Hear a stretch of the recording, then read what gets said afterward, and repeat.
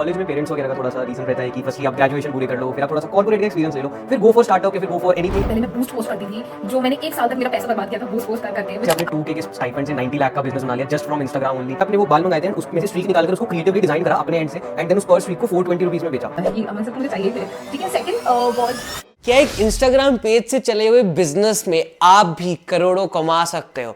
Here's a similar example with us, जिसने आज हमें बताया कि कैसे उन्होंने 2000 की इंटर्नशिप से काम सीख कर अपना इंस्टाग्राम पर ब्रांड बनाया, परफॉर्मेंस मार्केटिंग करी, बूस्टिंग करी और आज उनकी सेल्स करोड़ों में है, करोड़ों में। Watch the episode till the end, बहुत नीश में जाकर इनसाइट्स मिली है हमें। Do subscribe the channel, share the video if you like it. Ma'am let's initiate with the evaluation process. Firstly जो नॉर्मल स्टार्टअप्स शार्क टैंक में आते हैं उनका इवैल्यूएशन प्रोसेस तो हमें पता है, बट एज आप कैंपस स्पेशल एपिसोड्स में आए थे तो आपका इवैल्यूएशन प्रोसेस क्या था? so firstly there was separate form for a campus special episode, ठीक है। So there were basically 2 different forms जो इस बार आए थे शार्क टैंक में। तो पहला was a normal form which I was not aware at all. मुझे तो लग रहा था इस पूरे के पूरे सीजन में कैंपस स्पेशल ही होने वाला है, वो मेरा एक मिथ था। पर जब मैं ऑडिशन देने गई तब मुझे पता पड़ा कि नहीं, कैंपस स्पेशल सिर्फ एक एपिसोड है और इस एक एपिसोड के लिए एक अलग से पूरा ऑडिशन रखा गया है, out of which just 6 were selected. तो कैंपस स्पेशल का एक अलग से फॉर्म निकला था जिस पर आपको नॉर्मल आप जैसे बाकी फॉर्म्स फिल करते हैं आपको उसको भी फिल करना था, बट उसमें एक ऑप्शन दिया गया था to add your college ID. So you have to have your college ID to get eligible for campus special episode. So और उनके हर आगे जितने भी फॉर्म्स वगैरह थे सब में दे मेड श्योर कि आपके पास या हमारे पास जो स्टूडेंट्स हैं जो जा रहे हैं उनके पास उनका कॉलेज का आईडी हो। ओके तो मैम जस्ट बताओ आपकी कैसे आपने 2K के स्टाइपेंड से 90 लाख का बिजनेस बना लिया जस्ट फ्रॉम इंस्टाग्राम ओनली, और आप शार्क टैंक पे भी अपीयर हो गए। यस सो मैंने मेरा बिजनेस सिर्फ 2000 रुपये की जो मेरा स्टाइपेंड हुआ करता था एक टाइम पर, मैं ना महीने के 3000 रुपये ही कमाती थी एक टाइम पे, जिसमें मैं सोशल मीडिया इंटर्न थी एक कंपनी की, नीमैप इन्फोटेक करके। तो मैं वहाँ पे मेरा महीने का 3000 रहता था, तो मैंने वो पैसे सारे सेव करे थे। मुझे पता नहीं था मैं ये पैसे कहाँ लगाने वाली हूँ, जस्ट मैंने मेरी सेविंग्स रखी थी साइड में। उसमें से मैंने 2000 रुपये के बाल एक वेंडर से मंगाए थे। स्टार्टिंग में एक रॉ मटेरियल आपको चाहिए ही रहता है कुछ भी बनाने से पहले। सो मेरा हमेशा से एक ही चीज़ था कि I do not want to start trading, I always wanted to go in to manufacturing my own product. So at this time हम लोग खुद ही हमारे प्रोडक्ट्स मैन्युफैक्चर करते हैं सारे के सारे। तो इसमें ऐसा होता है कि 2000 रुपये के मेरे बाल मंगाए थे मैंने जयपुर के किसी वेंडर से, और जैसे ही मेरे पास बाल आए मैंने उससे एक्सटेंशंस बनाए और मेरे रिलेटिव्स में मैंने स्टार्ट कर दिया उसको सेल करना। मैंने छोटी छोटी से स्ट्रीक्स बनाई थी और खुद नहीं मैंने बनाया और मैंने स्टार्ट कर दिया था मेरे रिलेटिव्स को बेचना। फिर मैंने व्हाट्सएप पे ऑर्डर्स लेना स्टार्ट कर दिया था। उसके बाद मेरे को धीरे धीरे समझ आया अच्छा सोशल मीडिया पे भी आपको अच्छे से प्रेजेंस अपना दिखाना होता है। फिर मैंने सोशल मीडिया पे अपनी वीडियोस वगैरह डालना स्टार्ट कर दिया विच वेंट वायरल, और उनको काफ़ी पता पड़ने लग गया बाकियों को। उसके बाद जाके मैंने एड्स वगैरह सीखी कि एड्स कैसे रन करते हैं। पहले मैं बूस्ट पोस्ट करती थी, जो मैंने 1 साल तक मेरा पैसा बर्बाद किया था बूस्ट पोस्ट कर करके, विच आई देन रियलाइज कि boost post is not a good idea and I think I should start doing performance marketing from Facebook Meta ads के थ्रू। तो फिर मैंने फेसबुक एड स्टार्ट करा।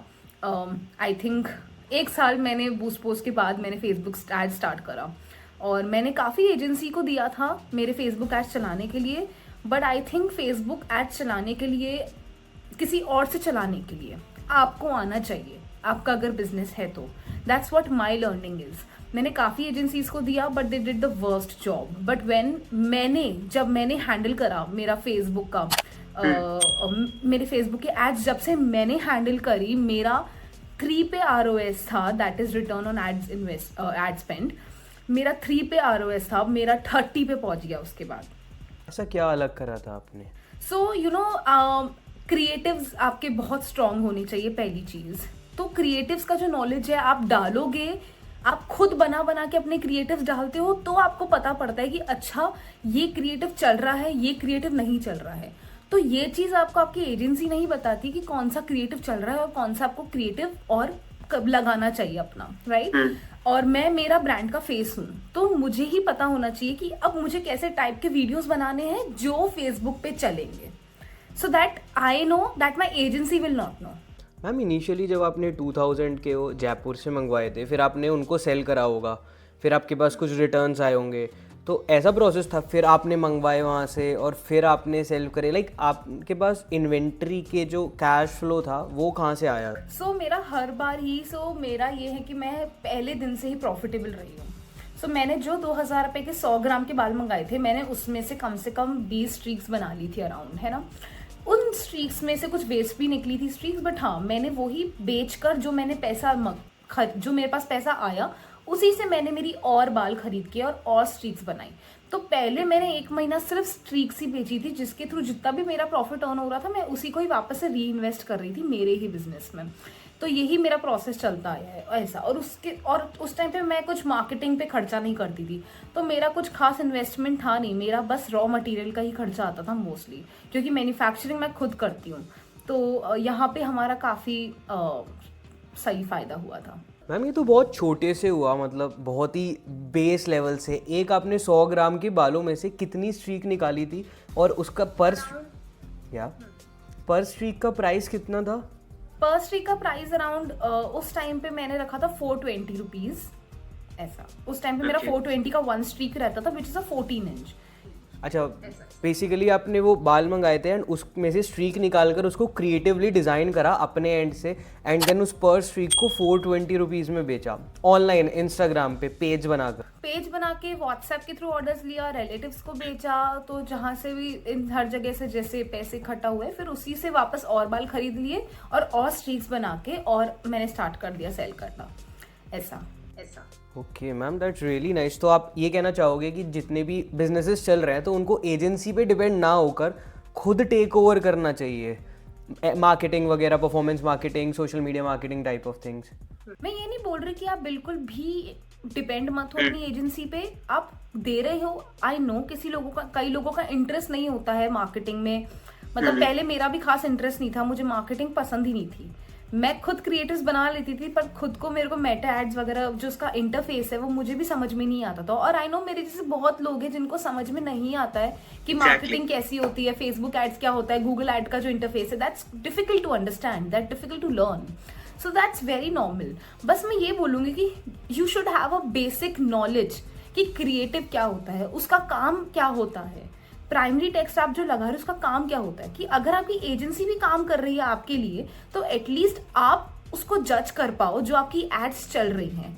एजेंसी अपना 24 hours आपको नहीं देगी अगर आप एक छोटा बिजनेस हो तो, और ना ही आप उनको अपना इतना पैसा देंगे कि वो 24 घंटे आपके पास ही बैठा रहेगा और देखेगा आपकी एड्स। डेफिनेटली अपन एक पर्टिकुलर अमाउंट ही देते हैं और वो उतना ही देखते हैं। एंड आई थिंक अपने बिजनेस को जितना फाउंडर अच्छे से समझ पाता है उतना और कोई भी नहीं समझ पाता है। तो आप भले ही कितनी भी एजेंसीज को दे दो, बट आपको एक बेसिक नॉलेज होनी ही चाहिए कि और मैं बेस्ट क्या कर सकती हूँ, आपका इनपुट क्या है, आपकी रिक्वायरमेंट्स आपको मार्केटिंग जो एजेंसी है उनको बताने के लिए भी आपको नॉलेज होनी ही चाहिए। ओके मैम, थोड़े से ना क्विक क्वेश्चन करते हैं, फिर आप इलेबोरेट करना। जब आप सोशल मीडिया मार्केटिंग इंटर्न थी तो आप कौन सी कॉलेज में, मतलब कौन से ईयर में थे? So I was in my I was in my second year. कैसे ढूंढी थी वो सोशल मीडिया मार्केटिंग की? इंटर्नशाला के थ्रू मैंने ढूंढी थी, एक इंटर्नशिप ढूंढी थी। I was in my second year of graduation. Okay, तो मैम आपका जो पढ़ाई था उसमें इंटरेस्ट नहीं था, फिर आपने वो ढूंढी? ऐसा क्यों? नहीं, ऐसा कुछ भी नहीं है। तो उस इंटर्नशिप में मैं मेरी क्लास की टॉपर रही हूँ, पहली चीज। ठीक है, तो मैं बचपन से टॉपर रही हूँ। मेरा ऐसा नहीं कि पढ़ाई में इंटरेस्ट नहीं, मेरा पढ़ाई में भी खूब इंटरेस्ट था। इवन मेरे को तो ऐसा था कि मैं टीचर बनूंगी, पता नहीं कहाँ से बालों में घुस गई, बट मेरा तो था कि मैं टीचर ही बनूंगी, मेरे को नेट ही करना है, मुझे टीचर ही बनना है, मेरा ये फिक्स था।